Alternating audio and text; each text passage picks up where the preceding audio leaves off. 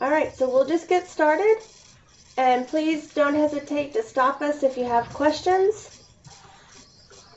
Again, you have Laura and Eric at the cable office, and we're just going to go through the progress report basics.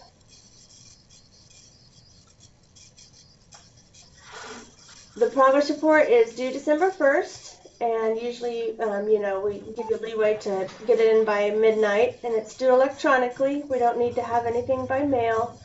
We need that to include your program improvement and activities report, which is Appendix I, the budget matrix form, which is Appendix L, the budgeted breakdown of expenses, which is Appendix M, and time and effort reports, if that applies to you, which are Appendices X and Y.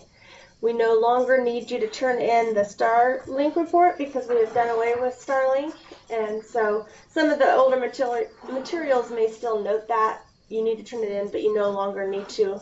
We just need to update everything and get that taken off. The activity and progress report, I know in years past, on December 1 and on March 1, we've had you give us a lot of information of what you've been doing on that grant activity, and you no longer need to do that. That can just be short and to the point now, because you will give us a lot more information in the final narrative when you turn in the final report in August. And the final narrative is what we do use for our federal reporting.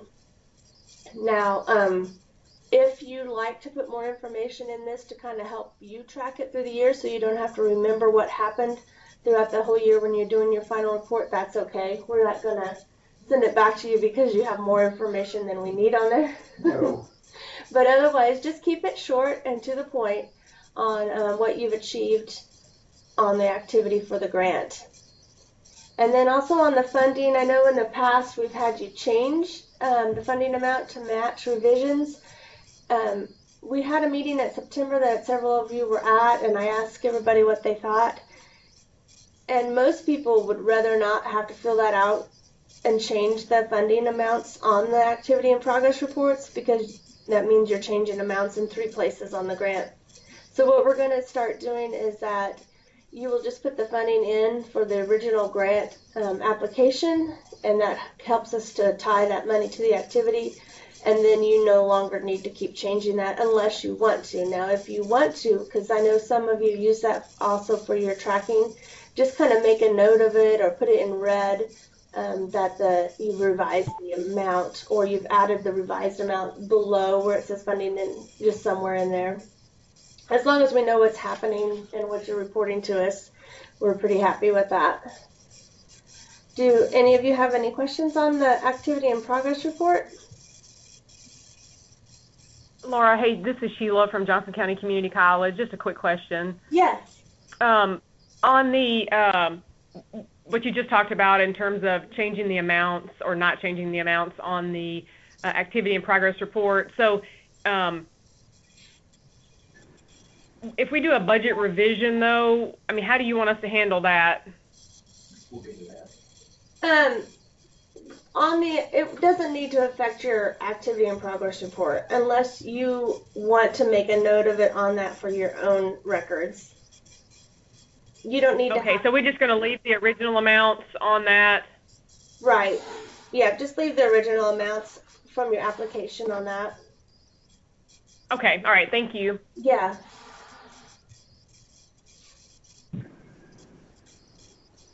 So just to kind of go back over it, this is if you're looking for it and wondering where in the world this part of the report is, that it was part of your original grant document. So you'll find that in your original grant documents. Just give a brief update.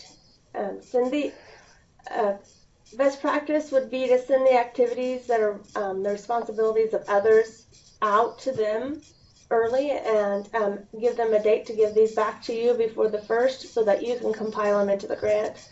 Because we know as the grant coordinators, you are not directly responsible for all of these activities. And make sure to give yourself time. I mean, just give yourself time to get this done, and sometimes it can be, it looks simple, but then it ends up being a little more time consuming than you might originally thought. And if you have updated, like we were just talking with Sheila, if you've updated activities, added lines, then you do need to add new, if you've added new activities to the grant, you do need to add the activity lines to this. Because we were talking about not changing the monetary amounts, but if you have added new activities, you need to go ahead and add that. Which I don't think we should have to do that too much now with the wish lists for equipment and professional development. Hopefully we've lowered that activity a little bit. On the budgeted breakdown of expenses, one thing we always want to remember, the original budget amount, which is dated 7/1/16. Once your application is signed, that column no longer changes. So if you send in revisions and you need to make changes to the budgeted breakdown of expenses between July 1st and December 1st, you will be changing that amount in that second column, which is dated 12/1/16. So any revisions that you do and where you've changed, money is moved from one goal to the next, or anything like that that required the budgeted breakdown of expenses, that change is reflected in the second column, which is dated 12/1/16. Now, once you turn in your December progress report, that column no longer changes, because just think of it as it's a snapshot of what your grant looks like as of 12/1/16. And we realize that some of you, because of the size of your institution or whatever, you may need to set your cutoff date with working with your business office with those amounts, like for November 15th or something like that. That's fine, and that's you can make a note of that to us if you feel like it affects your report. Otherwise, we don't need to know about it. But some people like to make a note of it because that doesn't reflect any equipment purchases and things like that. And then after it becomes locked on 12/1 for the next report, then that one becomes more fluid. Mm-hmm. Yeah, then you'll be working within the 3/1/17 column. Does that make sense to everybody?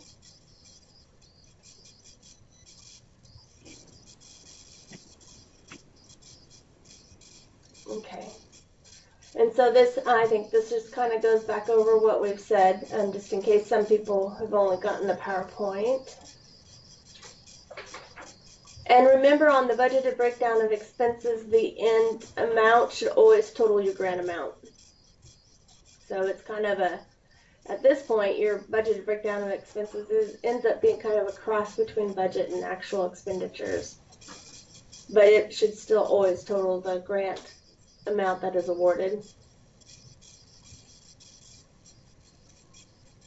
Don't forget section B on the budget breakdown of expenses. This one, sometimes people completely forget to fill it out. And this is a good quick reference for us, because if you have personnel listed here on section B, we know to be looking for time and effort. Also, it also helps you to know that you're not spending more than 50% for personnel or 50% for equipment, and then it tracks your administrative costs. Also, down below, the preparer signs the budgeted breakdown of expenses for the progress report, but the president does not. So don't forget to sign it after you've prepared it.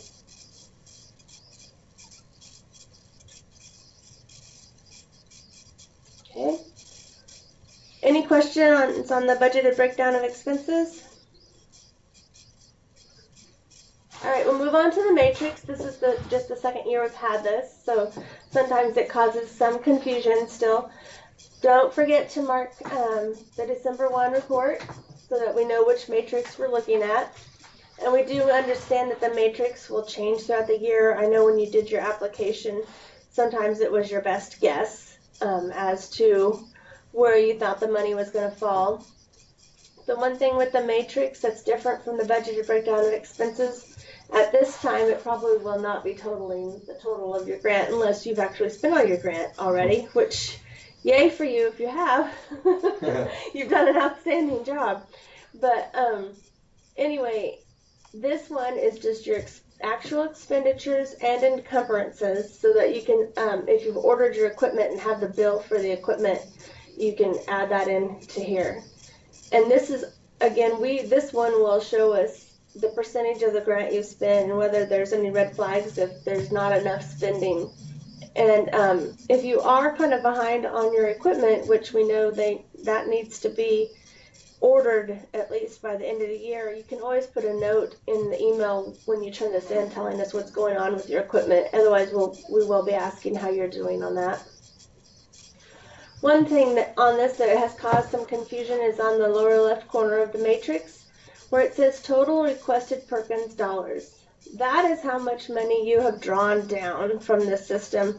So this gives you a good chance to communicate with your business office, which hopefully you are doing monthly, but if you're not, you need to do it for this report and find out how much money they have actually drawn down.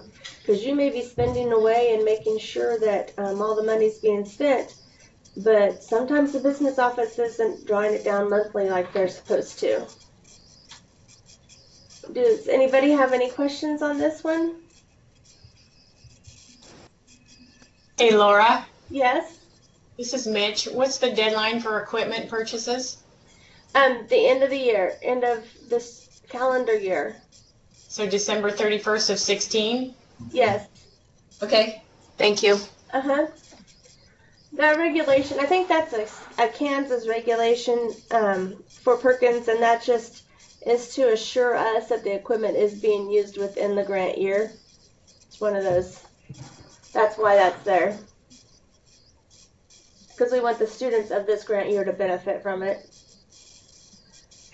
And again, this one is, you need to have the preparer's signature on it, but not the president's signature. So when you turn in these documents, there'll be two places that as the preparer you will be signing it. And you won't need to worry about the program income till the final report. Okay, I think we've talked about all of this, but just a little bit of verbiage to remind you of different things about the matrix. Okay, we'll move on to time and effort. If you have somebody working on a single cost objective with Perkins funds, you don't need to worry about the personnel activity report. But if you have a position that is working on a Perkins cost objective and another one, then you need to fill this out and turn it in with where you are so far with your December 1 report. You will put the Perkins funds under the local basic grant column and the non-Perkins funds under the non-federal, unless you have funds that match under one of the others. And again, this is just something, you can do it by hour or you can do it by percentage for this one. Percentage is probably the easiest. And then if you have a way of tracking, like if you're tracking internally these things, you can go ahead and send that to us, and if we okay it, then you can just use your own form and not this one, because we know this one's a pain that you have to print it out, fill it in by hand, and sign it.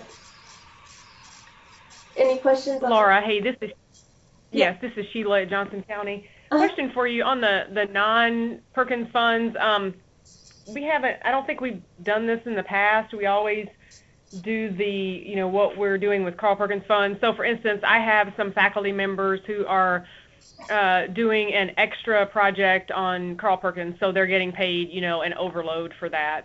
And we're keeping up with the time that they get paid that overload because that's Carl Perkins. So what am I supposed to put in this non-Perkins funds that the institution pays them? Well, they're paid, is the Perkins money they're getting, it is a separate contract, it's overload from what their regular time is? Yes, it's totally separate. So are you only talking about people that might be on a Carl Perkins funded position that are doing different things, not like somebody doing an overload? Yes. Yeah, this would be like maybe you have somebody working in a resource center helping students with certifications or testing and things like that. So part of their pay would be Perkins and part of it wouldn't. Does that make sense? Right. So you're talking about positions where it's prorated in terms of the time they spend on an allowable activity. not like a separate contract where that's all they're doing. Okay, got it. Right, yeah, a separate contract would be, I think you could do the semi-annual one and just say 100% of their time was Perkins on that activity. Oh, okay. Well, I've kind of been having them keep up with it because we require them for like a credit hour that they have to spend at least 30 hours. So this actually is helpful to us. Okay, yeah, and as with any of these, you know, if they're more restrictive than what we ask for, and you are using them for your own tracking, that's fine. Just, yeah, and go Okay, ahead and thank turn it. you. You can go ahead and turn that into us too. You don't have to do, if you're doing something more restrictive, tracking this, you can turn that in instead of what we're asking for. Does that make sense? There's no reason to do two things. Right. Hopefully that makes sense. If it doesn't, you can always just email the document and ask us. Okay. And again, this kind of just walks through the personnel activity report and what the columns are for, because I know there's some confusion on it, and I know it's kind of a pain. But again, sometimes we've had, with this report, we've had people leave and not sign it, so it is okay to have the supervisor sign it. And if the supervisor, and it always has to be signed after the reporting time. That's another thing to remember. But you do not need to be stressed by having to turn this in after somebody's gone and you don't have their signature. You can get the supervisor's signature will count. The next one is the semi-annual certification, and this one works, especially this one comes into play. You know, a lot of times you have a faculty member that's 100% Perkins related cost objective, and then you start having to supplement their pay as they roll down each year. But you can still fill this out for the faculty because they're still working 100% Perkins related activities. Just don't forget to put their name in here. This is a Word document, so you can change it. Don't forget to put the dates, update the dates, and then also what they're working on. And again, this has to be signed after the time period by them, or it's either them and their supervisor, or just their supervisor if they've left your employment before you got this from them. And this is one thing that's going to change slightly because we did visit with one of the institutions. You know, it's not truly semi-annual if you're turning it into us December 1st. So if you're only turning in semi-annual certifications, well, all the semi-annual certifications, you can turn those in with your March report and then your final report. So just maybe make a note of that in the email so we know what kind of personnel documents you need to be turning in. So if you have somebody that we're going to be looking for some kind of personnel document and you're turning in semi-annual, just make a note in the email saying, hey, this person, you will be getting their records in March. You will not be getting them in December. That way we're not bugging you. That's what only thing. But hopefully that will cause less confusion. If you still want to just do it till the end of November, that's fine too. Does that make sense to everybody? Anybody have any questions on that? Okay.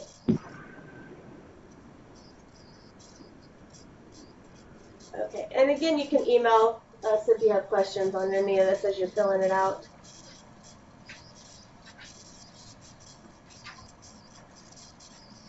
And there is information on the time and effort in the handbook, and that is on, I think, page,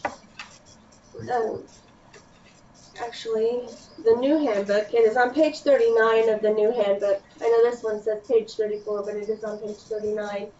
And bringing up the handbook, if you downloaded the handbook lately, you want to make sure that you got all of the handbook, because actually the other night I went to go into the handbook online and realized half of it was missing. So Pam worked on it, and we think we have it fixed. We don't know why, but for some reason half of it was disappearing as we downloaded it.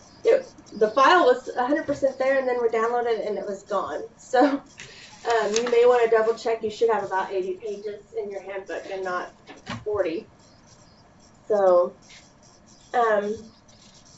This last slide is really just, it's our checklist that we use to go through and give you comments and give it back to you. I just wanted to give it to you ahead of time so you could kind of see what you would be getting back from us. I hope this is helpful. I think we just implemented this in the last few years because I know I didn't get it when I was in your guys' position. I just figured no news was good news, usually. But we try to just make notes. We figure the percentage of the budget and kind of get a shout out to you if we don't see that you're spending the budget about by 1/3 by now. And it just gives us a good chance to get back to you on things. It also is a great way to communicate if we see any best practices that are taking place in the field, because obviously those are where the good idea fairies live. So if there's our best practices, we try and capture those there then so we can then share them at the next group meeting. Yeah. Yeah. And equipment, again, if we don't see that the equipment has been purchased or encumbered, we'll reach out to you. So you can always just send an email saying, hey, we know our documents don't reflect that the equipment's been purchased, but it is on its way, and we're, or we're going through the RFP process. Mainly this report is just a check-in to make sure you guys haven't put Perkins on the back burner and everybody's working on it and spending. Okay. Yeah, go ahead. I just thought of something, so I guess we'll just talk with Lauren and everybody at the same time in regards to the budget breakdown of expenses. If we're moving money between different goals, as far as trying to capture that negative in one goal and adding to the next goal. Oh, yeah. Yeah, Eric had a best practice that one of his institution does, and they, and again, it's a best practice, but when you move money from one goal to the other in the budgeted breakdown of expenses, they reflected that in the line. Right. Yeah. And that's helpful. And if you have questions about that, I think Eric has samples. Yep. So any questions from any of you?